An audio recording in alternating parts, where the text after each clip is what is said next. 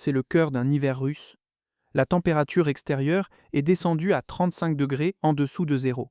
Le vent traverse la steppe comme une lame. La neige recouvre tout à perte de vue. Il n'y a pas de maison, pas de cabane, aucune structure d'aucune sorte. Et puis vous remarquez quelque chose d'étrange. De fines volutes de fumée s'élèvent de la neige elle-même. Pas d'une cheminée, pas d'un feu de camp. Du sol. Vous vous approchez. Vous balayez la neige. Et sous vos pieds, vous trouvez une famille entière. Au chaud, vivante, vivante à l'intérieur de la terre. Voici une Zemlyanka. Et pendant plus de 6000 ans, elle a été l'un des abris de survie les plus efficaces jamais construits. Elle a maintenu en vie des paysans slaves médiévaux à travers des hivers qui tueraient une personne moderne en quelques heures. Elle a abrité des colons à la frontière russe. Elle a caché 1200 réfugiés juifs des nazis dans les forêts de Biélorussie. Et elle a fait tout cela en n'utilisant rien d'autre que de la terre, des rondins et une compréhension de la terre que nous avons complètement abandonnée. Le mot Zemlyanka vient du mot russe Zemlya, qui signifie simplement terre. C'est littéralement une maison faite de la terre elle-même. Et ce que les gens qui les ont construites comprenaient de la physique thermique, de l'isolation, de la survie, fait honte à notre industrie moderne de la construction. Section 2. Ce n'est pas un Grubenhaus. Maintenant, si vous avez regardé notre récente vidéo sur le Grubenhaus, l'abri anglo-saxon semi-enterré du début du Moyen-Âge en Angleterre, vous pensez peut-être que cela vous semble familier. Un trou dans le sol avec un toit dessus. Nous avons déjà traité ce sujet. Mais la Zemlyanka et le Grubenhaus ne sont pas la même structure, pas même proches. Et les différences vous disent tout sur le sérieux avec lequel les Européens de l'Est ont pris la vie souterraine par rapport à leurs homologues occidentaux. Le Grubenhaus était peu profond, typiquement seulement un demi-mètre de profondeur. Il était petit, généralement entre 4 et 6 mètres carrés de surface au sol. La plupart de ceux que les archéologues ont excavés en Angleterre n'avaient pas de foyer, pas de cheminée, aucun système de chauffage du tout. Et il y a un sérieux débat académique pour savoir si quelqu'un y vivait réellement. De nombreux chercheurs pensent qu'il s'agissait d'ateliers, spécifiquement de hangars de tissage, basés sur les poids de métier à tisser trouvés à l'intérieur. La Zemlyanka était quelque chose d'entièrement différent. Elle était excavée à 1 mètre et demi dans le sol. Elle pouvait couvrir jusqu'à 25 mètres carrés de surface au sol. Elle avait toujours un four en argile ou un foyer, généralement construit dans un coin. Certaines avaient plusieurs pièces, une pièce pour le feu avec le poêle, un espace de vie, une cave pour le stockage. Les murs étaient renforcés avec des rondins scellés avec un mélange d'argile, de paille et de fumier animal. Le toit était une lourde charpente en bois recouverte de branches, puis de terre, puis de gazon. Vue d'en haut, elle était presque invisible. Le Grubenhaus était un bâtiment utilitaire peu profond. La Zemlyanka était une vraie maison. Les gens y naissaient, y élevaient des familles, y vieillissaient, et dans certaines parties de l'Europe de l'Est, ils y vivaient pendant des générations. Section 3. Du néolithique à la période médiévale. Médiévale, la Zemlyanka n'est pas une invention médiévale. Elle est bien plus ancienne que cela. Les premiers ancêtres de la Zemlyanka apparaissent dans la culture Cucuteni-Trepilya, dans ce qui est aujourd'hui l'Ukraine moderne, datant d'au moins 4000 ans avant Jésus-Christ. C'étaient des maisons semi-enterrées elliptiques avec des planchers en bois installés environ 1,5 mètre en dessous du niveau du sol. Le toit se trouvait juste au-dessus de la surface. À n'importe quelle distance, vous ne sauriez jamais qu'une maison était là. Mais c'est pendant la période du début du Moyen-Âge, approximativement du 5e au 10e siècle, que la Zemlyanka est devenue la forme dominante d'habitation à travers le monde slave. Nous le savons grâce à de multiples sources primaires. L'historien byzantin Procope a décrit les premiers slaves comme vivant dans ce qu'il appelait des huttes délabrées dispersées dans les forêts. L'écrivain militaire Pseudo-Maurice a noté que les slaves vivaient dans les bois près de sources d'eau et que leurs habitations avaient de nombreuses sorties, se référant probablement aux multiples voies d'évacuation intégrées dans les établissements de Zemlyankaz comme défense contre les raids. Mais la description la plus détaillée vient du voyageur arabe du Xe siècle Ibn Rusta. Il a décrit les maisons slaves comme des creux creusés dans le sol, équipés de poêles en pierre et recouverts de toits en bois pointu. Il fut si frappé par leur apparence qu'il compara les toits en pointe aux toits des églises chrétiennes. Un géographe persan anonyme de la même période l'a écrit encore plus directement. Il a dit que les Slaves passent l'hiver dans des creux et des huttes souterraines. Les fouilles archéologiques à travers l'Europe centrale et orientale ont confirmé ces récits à une échelle massive. Des sites à Dessau-Mosicko, en Allemagne, et à Rostoki, en République tchèque, ont révélé des établissements de Zemlyankaz avec des entrées par rampe inclinées qui minimisaient l'exposition aux intempéries. La Zemlyanka médiévale typique était carrée ou rectangulaire, orientée selon les directions cardinales. La surface au sol variait de 6 à 20 mètres carrés.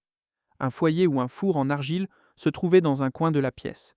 Les murs étaient construits en utilisant deux techniques principales. La première était la construction en rondins horizontaux, où les rondins étaient empilés et joints en utilisant les méthodes Lob ou Po, les mêmes joints utilisés dans la construction traditionnelle de cabanes en rondins russes. La seconde était une technique de cadre et remplissage, où des poteaux verticaux étaient enfoncés dans le sol et les espaces entre eux étaient remplis de planches horizontales ou de claillonnage, puis scellés avec de l'argile. Et c'est là que les variations régionales deviennent intéressantes. Les zemliankas ukrainiennes, dans la steppe ouverte, avaient tendance à être plus profondes. Le paysage plat et balayé par le vent signifiait que s'enfoncer plus profondément dans la terre était le seul moyen fiable d'échapper au vent et de maintenir une température stable. Les zemliankas russes dans le nord forestier avaient tendance à être moins profondes, car il y avait plus de bois disponible pour le renforcement en surface. Le bois faisait une partie du travail d'isolation que la terre faisait dans le sud. Ce n'étaient pas des abris primitifs assemblés dans le désespoir. C'étaient des réponses techniques à des conditions environnementales spécifiques. Et l'ingénierie fonctionnait. Section 4. Pourquoi ça fonctionnait mieux que votre maison? Voici le principe que les paysans slaves médiévaux comprenaient, et que la science moderne de la construction a confirmé. En dessous de la ligne de gel, qui se situe typiquement entre 60 et 150 cm sous la surface selon l'emplacement, le sol maintient une température presque constante. Dans les zones tempérées, cette température se situe entre 10 et 15 degrés Celsius. Toute l'année, été et hiver. Elle bouge à peine, c'est le concept de masse thermique. La Terre absorbe la chaleur lentement et la libère lentement. Elle ne réagit pas aux changements brusques de température comme le fait l'air. Alors que la température de l'air en surface pourrait passer de 35 en dessous de 0 à 30 au-dessus en une seule année, le sol à 1,5 m de profondeur le remarque à peine. Une zemlianka exploitait ce principe avec une efficacité dévastatrice. Avec des murs et un sol entouré de terre, et un épais toit de terre au-dessus, l'intérieur commençait à une température de base d'environ 10 degrés Celsius, quelles que soient les conditions extérieures. Ajoutez un pifour en argile, la chaleur corporelle de la famille et la chaleur de tout bétail, partageant l'espace, et vous pouviez pousser la température intérieure à une plage vivable avec presque pas de combustible. Des études ethnographiques de structures abritées par la terre ont confirmé cela. Les températures intérieures dans ces habitations restaient au-dessus de 0 degrés Celsius pendant des hivers prolongés lorsque la température extérieure descendait à 30 en dessous. Sans aucun système de chauffage mécanique, sans aucune isolation moderne, juste de la terre, des rondins et de l'argile. Maintenant, comparez cela à une maison moderne. Lorsque la température extérieure descend à moins 20 degrés Celsius, une maison conventionnelle en surface doit générer un différentiel de température de près de 50 degrés juste pour garder l'intérieur confortable. Cela nécessite un apport énorme d'énergie. Votre chaudière combat la température extérieure à chaque seconde de chaque jour. Une zemlianka commençait avec un avantage intégré de 20 à 30 degrés, parce que la terre environnante était déjà à un stable 10 à 15 degrés Celsius. Le four n'avait besoin de contribuer qu'environ 10 degrés supplémentaires. La terre faisait le reste. Des recherches modernes du département de l'énergie des États-Unis confirment ce principe à grande échelle. Les maisons abritées par la terre nécessitent entre 25 et 80% moins d'énergie pour le chauffage et la climatisation que les structures conventionnelles en surface. Les maisons passives solaires abritées par la terre ont atteint des factures d'énergie inférieures de 80 à 90% par rapport à la construction standard. Le décalage thermique du sol retarde le transfert de chaleur de plusieurs jours voire semaines, lissant complètement les extrêmes de température. Et les avantages allaient au-delà de la température. Les structures abritées par la terre sont intrinsèquement résistantes au feu, car la couverture de terre agit comme une barrière incombustible. Elle résiste au vent violent car la majeure partie de la structure est sous la surface et ne présente aucun profil au vent. Elles sont plus silencieuses, elles sont plus stables structurellement pendant les tremblements de terre car elles bougent avec la terre plutôt que d'y résister. Les Slaves médiévaux n'avaient pas de thermomètre, ils n'avaient pas de diplôme d'ingénieur, mais ils comprenaient quelque chose de fondamental sur la relation entre la terre et l'abri que nous avons choisi d'oublier. Il y avait des compromis, bien sûr. La ventilation était un défi constant. Les premières zemliankas utilisaient ce qu'on appelait des huttes à fumée noire, des structures sans cheminée où la fumée du feu s'accumulait simplement près du plafond et finissait par s'échapper par les fissures dans le toit. C'était désagréable et malsain, mais l'alternative, un abri non chauffé dans un hiver russe, était la mort. Les conceptions ultérieures incorporaient des cheminées en argile qui amélioraient considérablement la qualité de l'air. L'humidité était un autre problème, particulièrement en été, lorsque l'air chaud et humide entrant dans l'intérieur frais pouvaient provoquer de la condensation sur les murs. Mais pour une structure construite en terre et en rondin, sans pièces mobiles et sans coût énergétique, la performance était extraordinaire. Section 5. Comment elle était construite? Le processus technique, construire une Zemljanka n'était pas rapide, mais c'était efficace. Les reconstructions archéologiques, en particulier au musée en plein air de Brezno, près de Louny en République tchèque, où les chercheurs ont construit des répliques exactes de Zemljanka excavées du 6e et du 9e siècle pour mesurer leur performance réelle, nous ont donné des estimations précises. Les matériaux nécessaires étaient simples: 3 à 4 mètres cubes d'argile pour les murs et le revêtement intérieur. Des roseaux récoltés sur environ 1000 mètres carrés de marécage pour la couverture du toit. Du bois local pour la charpente, les murs et la structure du toit. En supposant 60 à 70 heures de travail par semaine, et l'expérience et les compétences considérables que les constructeurs médiévaux auraient eues, une Zemljanka pouvait être construite en 3 à 4 semaines. Le processus suivait une séquence logique. D'abord, la fosse rectangulaire était excavée à l'aide d'outils à main simple. La profondeur était typiquement d'1 mètre à 1 mètre et demi. Les murs les plus longs orientés pour capter l'exposition au soleil du sud lorsque c'était possible. La terre excavée était mise de côté pour une utilisation ultérieure sur le toit. Ensuite venaient les murs. Dans les régions forestières, des rondins horizontaux étaient empilés et joints au coin. Les espaces entre les rondins étaient remplis de mousse ou d'un mélange d'argile. Dans les zones avec moins de bois, la technique de cadre et remplissage était utilisée, avec des poteaux verticaux soutenant des planches horizontales ou des panneaux de claillonnage. Toutes les surfaces murales intérieures étaient ensuite enduites d'un plâtre d'argile mélangé avec de la paille hachée et du fumier animal. Cela scellait les murs contre les courants d'air et ajoutait une couche supplémentaire d'isolation. Le four était construit dans un coin, entièrement en argile.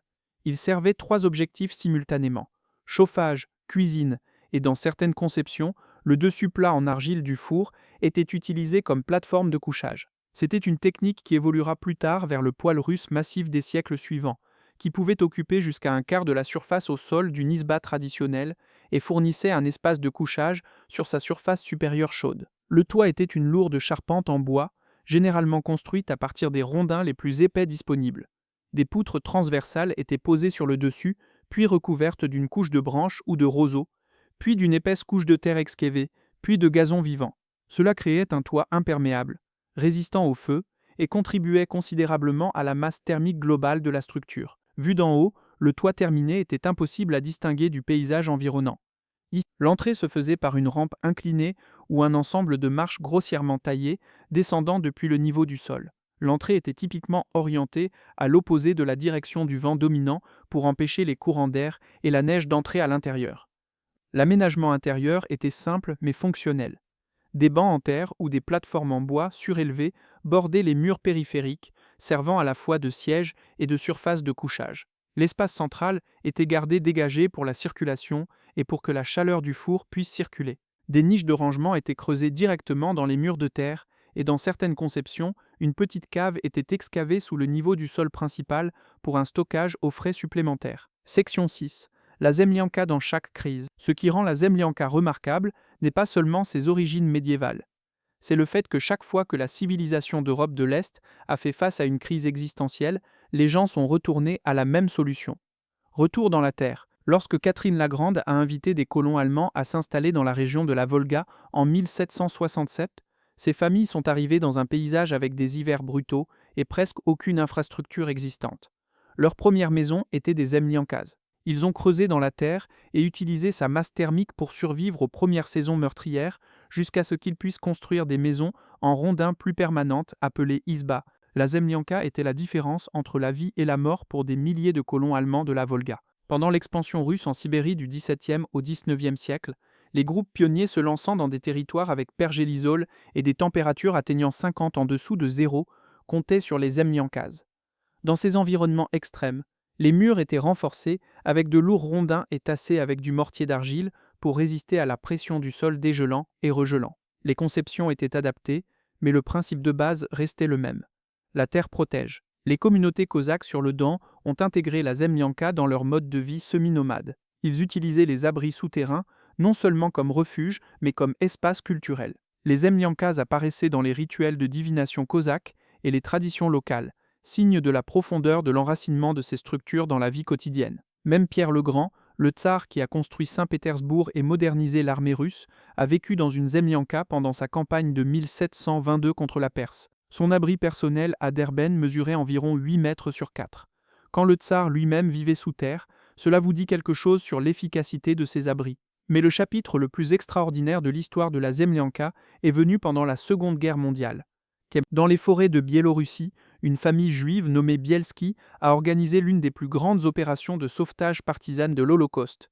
Après que leurs parents ont été assassinés dans le ghetto de Nowo-Grodek en 1941, les 4 frères Bielski se sont échappés dans la forêt de Naliboki et ont commencé à rassembler d'autres réfugiés. Au cours des 2 années suivantes, leur groupe a atteint 1236 personnes, des femmes, des enfants, des personnes âgées, des malades.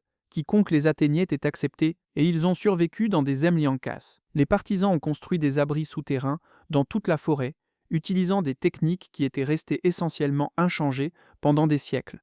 Ils excavaient les fosses, renforçaient les murs avec de jeunes arbres, couvraient les toits avec des portes de granges volées et des couches de terre. Une survivante, Eta Robel, a décrit le processus. Nous retirions la terre et la transportions à plusieurs kilomètres. Ensuite, nous volions les portes d'une grange pour faire la porte. Nous déplacions même des arbres sur le dessus. Si quelqu'un nous voyait, nous devions recommencer. Chaque zemlianka pouvait accueillir environ 25 personnes. Simon Trakinski se souvenait qu'une fois nous avons construit un camp à partir de rien en 3 jours, construisant suffisamment de bunkers pour faire dormir un groupe de 200 personnes. À l'intérieur de ces zemliankas, les partisans Bielski ont construit quelque chose d'étonnant.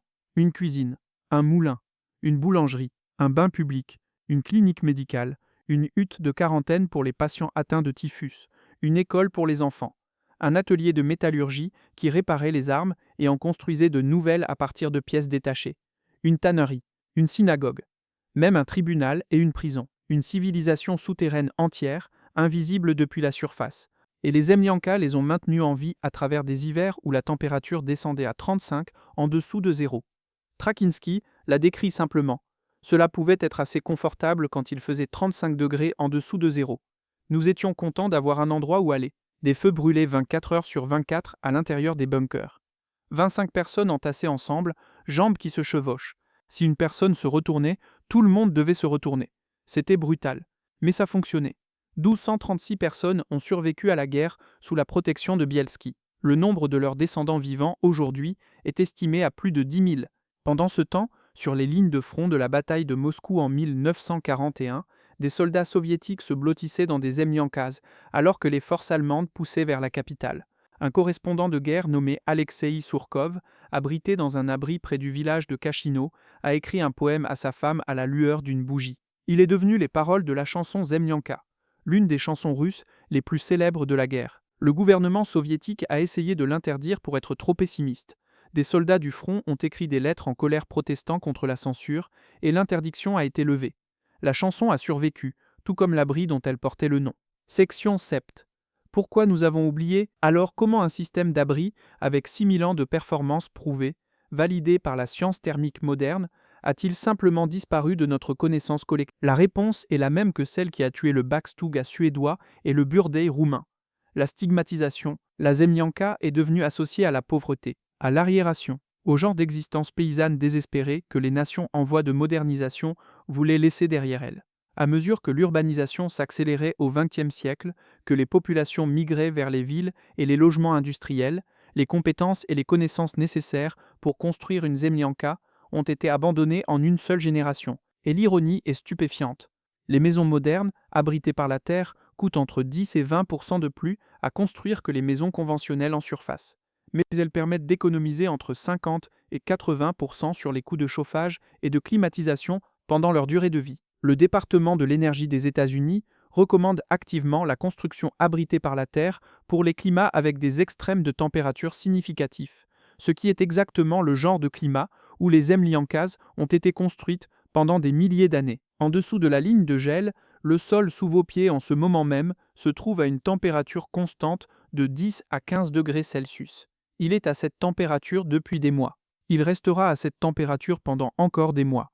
Il ne se soucie pas de ce que fait la météo au-dessus de lui. Les paysans slaves, médiévaux le savaient. Ils ne l'appelaient pas masse thermique. Ils ne l'appelaient pas technologie d'abri par la terre.